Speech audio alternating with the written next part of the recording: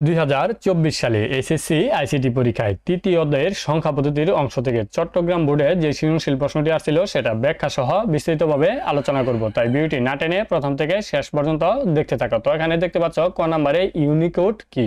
তো ইউনিকোড একটি গুরুত্বপূর্ণ প্রশ্ন, এটা তোমাদের যেমন ক নম্বরে আসে তেমনি খ নম্বরেও এসে থাকে, তাই এটা মনোযোগ সহকারে বোঝার চেষ্টা করবা। ইউনিকোড হচ্ছে পৃথিবীতে যত ধরনের ভাষা আছে সেই ভাষাগুলোকে কম্পিউটারে কোডভুক্ত করতে হয়। আর তোমরা জানো যে কম্পিউটার 0 ও 1 এর বাহিরে কোনো কিছুই বুঝে না, তাকে যাই বোঝানো হোক না কেন 0 ও 1 দিয়ে বোঝাতে হবে। এখন অনেকে বলতে পারো আসলে কি কম্পিউটার 0 1 বুঝে না? কম্পিউটার কিন্তু 0 1 ও বুঝে না। কম্পিউটার বুঝে কারেন্টের উপস্থিতি এবং অনুপস্থিতি। যেখানে কারেন্টের উপস্থিতিকে 1 দ্বারা আইডেন্টিফাই করা হয় আর যেখানে কারেন্টের অনুপস্থিতিকে 0 দ্বারা আইডেন্টিফাই করা হয়। আর কম্পিউটার এই সিগন্যাল দিয়ে আমাদের বিভিন্ন বিষয় বুঝে থাকে। তো বিভিন্ন ভাষাতে আমাদের বিভিন্ন ধরনের বর্ণ আছে, যেমন বাংলা ভাষাতে সরিয় সরায়া ক খ 1 2 3 কমা দাড়ি ইত্যাদি, তেমনি হিন্দি, ফার্সি, আরবি এই সকল ভাষাতেও কিন্তু বিভিন্ন ধরনের চিহ্ন আছে। অর্থাৎ আমরা সরিয় সরায়াকে একটা চিহ্ন ধরে নেই, কারণ এটা তো আমাদের জন্য বর্ণ, কিন্তু কম্পিউটারের জন্য এটা একটা চিহ্ন। আর এই চিহ্নকে বা এই চিহ্নটাকে কম্পিউটারে শো করানোর জন্য একটা কোডের মাধ্যমে আমাদের এই একটা কোড সাজানো হয়, 16 বিটে একটা কোড সাজানো হয়। আর সেই কোডটাকেই ইউনিকোড বলে।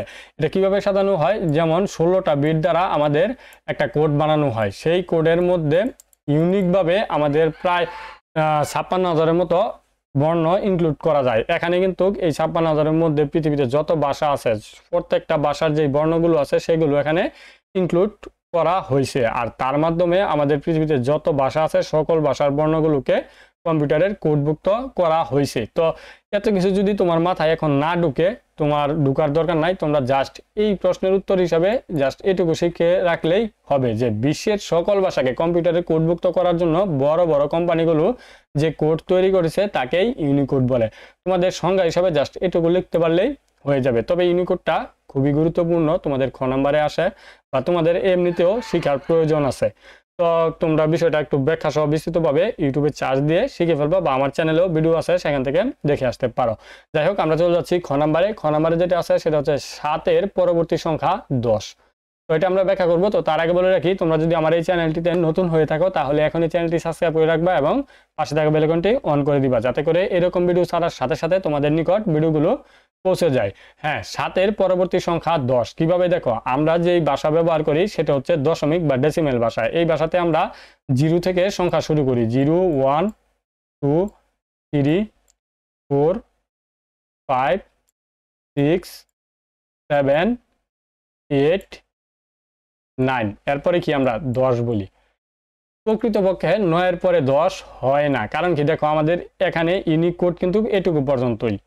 10 কিন্তু আবার এই যে এখান থেকে সিরিয়ালি শুরু হয়েছে, সেই জায়গা থেকে আমাদের যে ডেসিমেল বা দশমিক সংখ্যা সেটার বেস হচ্ছে আমাদের 10। আর 10-এর মধ্যে 0 থেকে 9 পর্যন্ত এই 4টা ডিজিট বা অঙ্ক বা চিহ্ন থাকে, যার কারণে 9-এর পরে আবার এই প্রথম থেকে সিরিয়াল শুরু করতে হয়।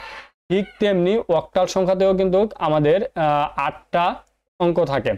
এই 8টা অঙ্কর পর কিন্তু আমাদের আবার প্রথম থেকে শুরু করতে হয়। যেমন বাইনারি ক্ষেত্রে যদি বলি, বাইনারিতে 2টা সংখ্যা আছে, 0 আর 1 অঙ্ক, এই 2টা অঙ্ক আছে। এরপর আমাদের কি করতে হয়? 1 0, অর্থাৎ 10 লিখতে হয়।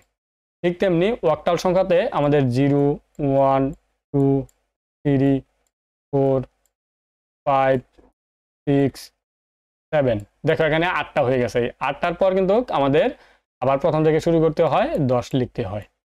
তাই বলা যায় এই 7-এর পরবর্তী সংখ্যা 10। তো এখন উত্তরটা যদি লিখি তোমরা ক্লিয়ারলি বুঝতে পারবা। দশমিক সংখ্যা পদ্ধতিতে 7-এর পরের সংখ্যা 7 যোগ 1 8 হয়, কিন্তু অক্টাল সংখ্যা পদ্ধতিতে 7-এর পরের সংখ্যা 7 যোগ 1 সমান 10 হয়, কারণ 7 হচ্ছে অক্টাল সংখ্যা পদ্ধতির সর্বোচ্চ অঙ্ক। তাই অক্টাল সংখ্যা পদ্ধতিতে 7-এর পরের সংখ্যাটি হয় 10। তো জাস্ট এটুকু লিখে দিলেই হয়ে যাবে। তো এখন আমরা চলে যাব গ নাম্বারে। তো এখন যদি কোনো কিছু বুঝতে অসুবিধা হয় তাহলে অবশ্যই কমেন্টসে জানিয়ে দিবা, আমি সর্বোচ্চ চেষ্টা করব তোমাদের বুঝিয়ে দেওয়ার জন্য। আর ভিডিওটি ভালো লাগলেই অবশ্যই কমেন্টসে জানিয়ে দিবা যে ভিডিওটা কীরকম লাগছে। আর লাইক কমেন্ট শেয়ার এগুলো করে দিবা, এগুলো করলে এই ভিডিওগুলো ছাড়ার আগ্রহটা আরও বেশি করে পাই। তো গ নাম্বারে যেটা আছে যে ফারহানের গড় রানকে প্রচলিত সংখ্যা পদ্ধতিতে প্রকাশ করো। তো ক্রিকেট টুর্নামেন্টের প্রথম 3 ম্যাচে ক দলের ফারহান, ওহিদ ও নাফিজের গড় রান যথাক্রমে কত? 40.36। তারপর 127 অক্টালে আছে ও বাইনারিতে আছে এই সংখ্যাগুলো। তো ফারহানের রান গুণটা যেহেতু ফারহানের নাম প্রথম আছে, তো এখানে প্রথম সংখ্যাটা ফারহানের হবে। তো এটাকে কি করতে হবে, যে প্রচলিত সংখ্যা পদ্ধতিতে, প্রচলিত সংখ্যা পদ্ধতি কি, যেটা মানুষ ব্যবহার করে সেটাই প্রচলিত। আর প্রচলিত সংখ্যা পদ্ধতি আমরা জানি কোনটা, দশমিক বা ডেসিমেল সংখ্যা পদ্ধতি। তো এই যে এখানে এটা কি আছে, হেক্সাডেসিমেলে দেওয়া আছে। তো হেক্সাডেসিমেল সংখ্যা পদ্ধতিকে আমাদের বলছে দশমিক বা ডেসিমেল সংখ্যা পদ্ধতিতে রূপান্তর করার জন্য, একেবারে ইজি। তো এখানে ফারহানের গড় রানকে প্রচলিত সংখ্যা পদ্ধতিতে অর্থাৎ দশমিক সংখ্যা পদ্ধতিতে রূপান্তর বা প্রকাশ করা হলো। তো এখানে আমরা ফারহানের গড় রান নিয়ে আসবো এবং দশমিকে যেহেতু প্রকাশ করব এখানে এটা দেখিয়ে দিব। তো এখন এটাকে আমরা কি করতে পারি, এটাকে আমরা জানি যে কোনো সংখ্যা থেকে দশমিক সংখ্যা পদ্ধতিতে আসতে হলে সেটাকে গুণ করতে হয়। তো এটার প্রক্রিয়াটা কি সেটা তোমরা জানতে চাইলে বিস্তৃতভাবে আমার এই চ্যানেলে তৃতীয় অধ্যায়ের একটা প্লেলিস্ট দেওয়া আছে, সেটা তোমরা দেখে আসতে পারো, বা এই ভিডিও ডিসক্রিপশনে আমি প্লেলিস্টটি দিয়ে দিব, সেখান থেকে দেখে আসতে পারো। শুধু রূপান্তর না, তোমরা এই প্লেলিস্টটি সম্পূর্ণ দেখলে তোমাদের এই অধ্যায় থেকে যেভাবে সৃজনশীল প্রশ্ন আসুক না কেন তোমরা কিন্তু সঠিকভাবে সহজে উত্তর করতে পারবা, এবং এই সৃজনশীল প্রশ্নের উত্তরটা তুমি না দেখে কিন্তু এসে করতে পারবা। তো সেই প্লেলিস্ট সম্পর্কে বহু কথা বলা যাবে, বলতে গেলে অনেক সময় লেগে যাবে, আবার ভিডিওটা বড় হয়ে যাবে, তাই এত কথা বলতে চাচ্ছি না। তোমরা জাস্ট প্লেলিস্টটা দেখে আসো, তাহলেই বুঝতে পারবা সেখানে কি আছে।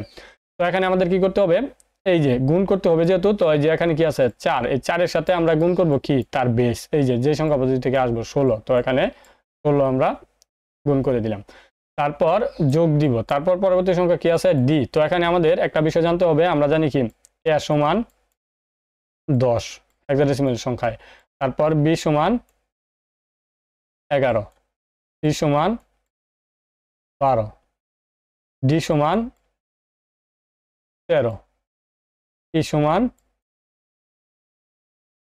14 এবং f সমান 15।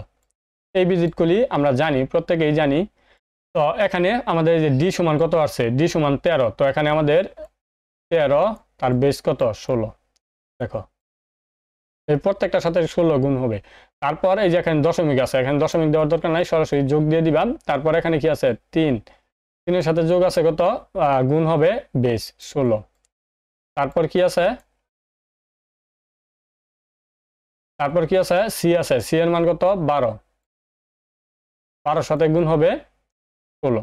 দেখো এই লাইনটা বুঝতে পারছো কিনা। এইটুকু লেখার পর এই যে দশমিক কোথায় ছিল, যে ডি এর জায়গায় এটা, আর ডি এর সাথে যে বেসটা গুণ হয়েছে 16, এর উপরে আমরা পাওয়ার 0 বসিয়ে দিব। পাওয়ার 0 বসিয়ে এখানকার পরবর্তী 16-তে আমরা 1 বসাবো, অর্থাৎ আমরা যে বেসটা গুণ করছিলাম তার সাথে শুধু কাজ হবে, এখানে 0 এখানে 1। এখন এদিকেও বসাতে হবে, এখানে 0 এখানে 1 বসালাম, তাহলে এদিকে কি বসাবো, এদিকে বসাবো -1, তার পরবর্তী যেটা গুণ করছিলাম সেটার সাথে -2। এভাবে যদি আরো সংখ্যা থাকতো তাহলে -3, এদিকে 4, 5 এভাবে বসাইতাম, এদিকে -3, -4, 5 এভাবে বসাইতাম। তো আশা করি এই লাইনটা তোমরা বুঝতে পারছো। বুঝতে না পারলে অবশ্যই কমেন্টসে জানাবা, আর যদি এখনো বুঝতে না পারো একটু ভিডিওটা পিছনে টেনে আবার দেখে দাও, জাস্ট এটুকুর জন্যই তোমরা উত্তরটা করতে পারো না। তো আশা করি এটুকু তোমরা বুঝতে পারছো।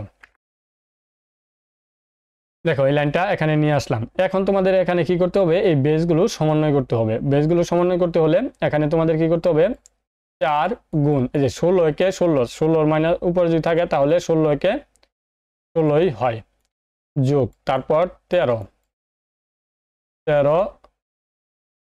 গুণ কোনো কিছুর উপর পাওয়ার 0 থাকলে সেটা 1 হয়, তারপর কি আছে যোগ 3 গুণ।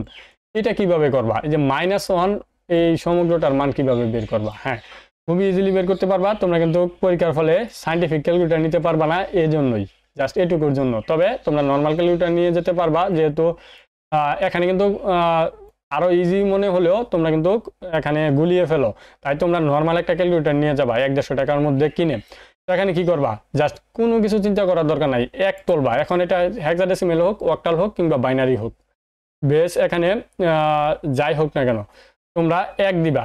1 দিয়ে তোমরা এই সাথে যেই সংখ্যাটা আছে, যে পদ্ধতিতে হবে সেই পদ্ধতির যেই সংখ্যাটা, বা এখানে সাথে যেই সংখ্যাটা থাকবে, যে -1 এর সাথে যেই সংখ্যাটা থাকবে এটা দিয়ে ভাগ দিবা। তোমরা এখানে মুখস্থ 1 তুলবা, মুখস্থ 1 তোলার পর যেটার সাথে -1 থাকবে, সেটা দিয়ে ভাগ দিবা। 16 দিয়ে আমরা এখানে ভাগ দিব। দেখো কত আছে 0.0625, 0.0625। তো 0.0625 বা এখানে লেখো 0.0625। এখন প্লাস এখানে কত আছে 12 গুণ। এখন এটা কি করবা, এই -2 এর মান কিভাবে বের করবা? এই যে আগে মানটা বাইর করছো না, এই যে মান -1 এর যে মানটা বাইর করছো এটাকে আবার 16 দ্বারা ভাগ দিবা। যে মান আসবে এটাকে আবার 16 দ্বারা ভাগ দিবা, তাহলে দেখো কি আসছে। এই যে একটা মান আসছে না, এটা আসবে। তো এখানে তোমরা লিখতে পারো 0.0039 মেবি এরকম আসছে। ক্যালকুলেটর যদি দেখে নেই, হ্যাঁ এরকম আসছে 0, এখানে একটা 0 আছে, এরকম আছে। এখন জাস্ট তোমরা ক্যালকুলেটর দিয়ে এগুলো যোগ করে দিবা, যোগ গুণ করে দিবা।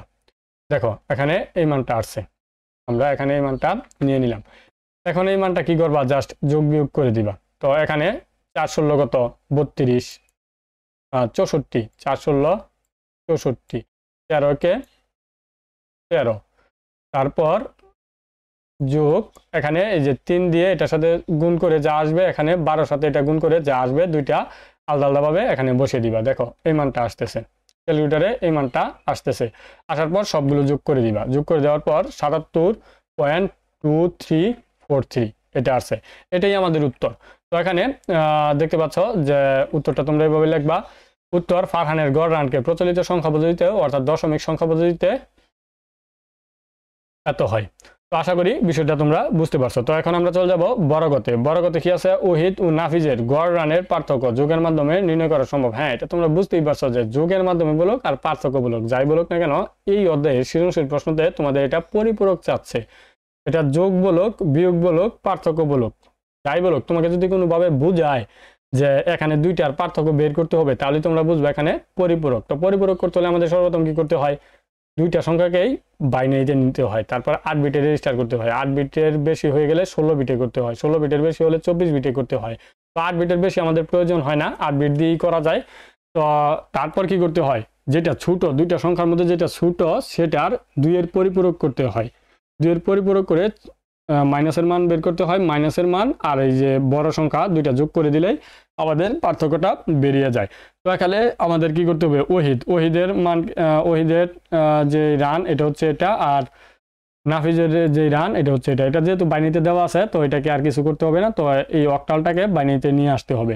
তো ওহিদের ও নাফিজের গড় রানের পার্থক্য যোগের মাধ্যমে নির্ণয় করা সম্ভব, নিম্নে নিচে বিশ্লেষণ করে দেখানো হলো। তো ওহিদের গড় রান কত এটা, তো এটাকে বাইনারিতে নিতে হবে। বাইনারিতে নিতে হলে এখানে কয়টা ডিজিট আছে, 1 2 3। তো এই 3টা আমরা জানি অক্টাল থেকে যদি বাইনারিতে যেতে হয় আমাদের 1 2 4 এই কোডের মাধ্যমে আমরা বাইনারি সংখ্যাতে নিয়ে আসতে পারি।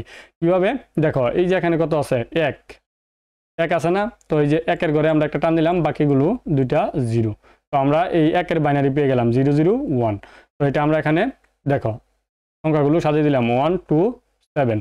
তো এখানে 1-এর বাইনারি মানটা আমরা এখানে বসে নিলাম। তারপর 2-এর বাইনারি এই 2-এর ঘরে দিয়ে দিলাম, তারপর 4 0 এটাও 0।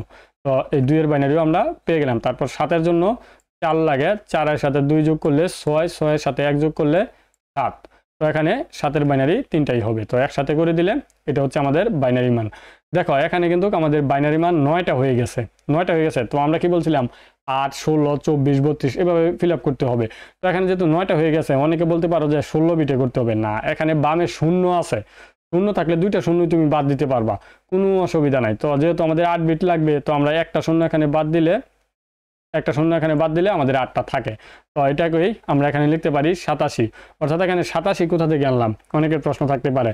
তো এটা হচ্ছে যে বাইনারি মান থেকে বের করে নিলাম 87। তো এখানে ক্যালকুলেশন করে দেখিয়ে দেওয়ার দরকার নাই, কারণ এখানে আমাদের বাইনারি মানের দরকার। কিন্তু অঙ্ক করতে গেলে সুবিধা হওয়ার জন্য স্যার যাতে সহজে বুঝতে পারে যে আমাদের রেজাল্ট সঠিক আছে, তাই এখানে আমরা 87 বসিয়ে দিলাম। তো এই যে এখান থেকে আমরা এই যে 87 সমান সমান এটার বাইনারি হচ্ছে এটা, আর এখান থেকে একটা শূন্য বাদ দিয়ে আমরা 8 বিটে রেজিস্টার করে নিলাম। এখন দেখো তুমি এত দ্রুত কিভাবে বুঝবা যে এখানে 87 আছে, 87 কিভাবে বুঝবা, দেখো এখানে বিটগুলো 1 2 4 8। আচ্ছা 1 2 4 8 16 32 64।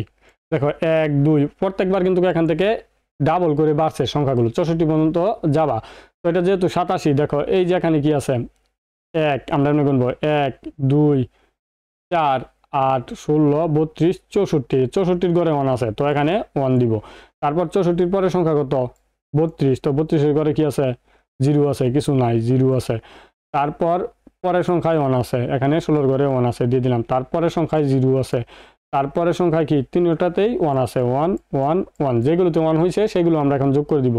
64, 64 সাথে যোগ হবে এই যে 64 যোগ 16, অর্থাৎ যেগুলোতে 1 গেছে সেগুলো একসাথে করছি।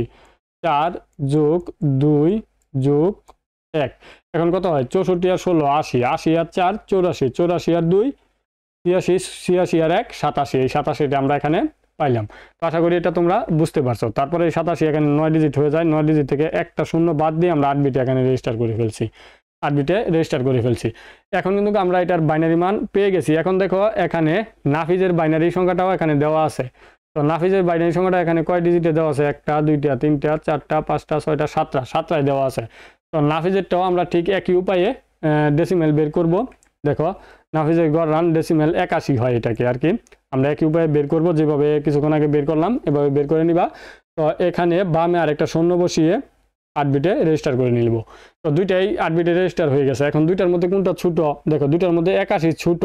যদি এই নাম্বারগুলো তোমরা উত্তরে না আনো তাহলে কিন্তু বের করতে পারবা কিভাবে, দেখো এখানে এই যে এটা কি, এটা হচ্ছে 64 গড়, এটা 64 গড়। এখানেও দেখবো 1 2 4 8 16 32 64, এটাও 64 গড়। তো এখন পর্যন্ত দুইটা সমান আছে। তারপর এটা কি 32 গড়, এটা 32 গড়, দুইটাতেই 0 আছে, এখনো দুইটা সমান আছে। তারপর এটা 16 গড়, এটা 16 গড়, দুইটাই এখনো সমান আছে, আমরা কিন্তু বুঝতে পারতেছি না কোনটা ছোট। এখন এই যে এখানে 0 আছে, এখানেও 0 আছে, সমান, এখনো দুইটা সমান। তারপর এখানে 1 আছে, এই যে এখানে 0 আছে, তার মানে এই যে এখানে 1 এখানে 0, 1 আর 0-র মধ্যে কোনটা বড়, 1 বড়, তার মানে এখানে 0 পাইছি বিধায় এটা ছোট। এভাবে কিন্তু ধরতে পারা যায় দুইটা সংখ্যার মধ্যে কোনটা বড় কোনটা ছোট। তো আশা করি বুঝতে পারছো। তো এখন ছোট সংখ্যার পরিপূরক করব। তো এখানে 81 যে বাইনারি আছে আর একের পরিপূরক, একের পরিপূরক কিভাবে করতে হয়, এখানে যেই মানটা আছে এটা জাস্ট ধরে ধরে প্রত্যেকটা ডিজিট উল্টিয়ে দিলেই হলো। তো এখানে প্রথম সংখ্যা 0 আছে, পরের সংখ্যা 1 আছে। তো এই যে এখানে প্রথম সংখ্যা 0, তাই এটা 1 বানিয়ে দিলাম, পরের সংখ্যা কত 1, 1টা আমরা 0 বানিয়ে দিলাম। তারপর কি আছে, এখানে 0 আছে, 0টা 1 হবে। তারপর কি আছে 1 আছে, 1টা 0 হবে।